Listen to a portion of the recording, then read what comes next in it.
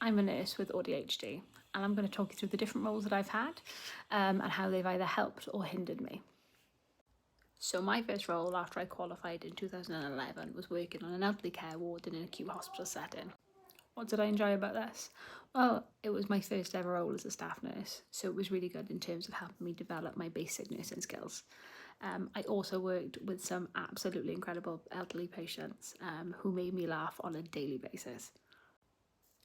What I didn't enjoy so much within this role was the fact that a lot of the patients were longer term. They required a lot of complex discharge planning and a lot of investment with very little reward in terms of getting them out of hospital or getting them better a lot quicker, like you would get with other areas I've worked in. There was also issues with the management staff there, which provoked a lot of conflict, largely because I have quite a strong sense of justice, so I struggle if things aren't done properly and by the book, which they weren't done a lot of the time there. So from there I went on to work in an emergency department of a major trauma centre, which I absolutely loved. I met some of the most incredible, knowledgeable nursing staff and doctors whilst I worked there. And I went on to develop my knowledge and my nursing skills set massively whilst I was there. I was like a sponge. I thrived there because I work amazingly well under pressure. I am cool as a cucumber in a crisis. So to me, that was where I really flourished. Had a lot of feedback there about how well I worked in the resuscitation area and how calm I stayed during a trauma call or during a cardiac arrest, that kind of thing. So really did work with my skill set there. The downsides of working there, it's very overstimulating.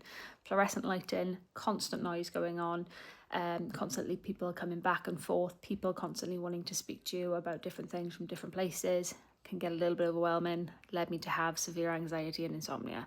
Not good. So from there, I moved to a community setting where I helped develop a service for people to have hospital-based interventions within their own homes.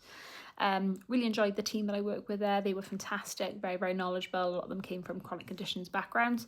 But for me, there was a severe lack of physical movement, which I need to keep my ADHD in check.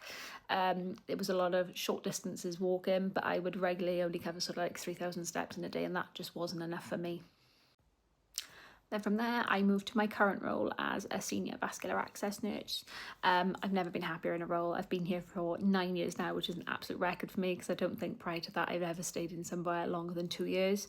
Absolutely love my team. They are so incredibly understanding and supportive of my neurodiversity, whilst also giving me the things I need to really be successful within my role. So I'm really lucky, but I'll talk about that in another video.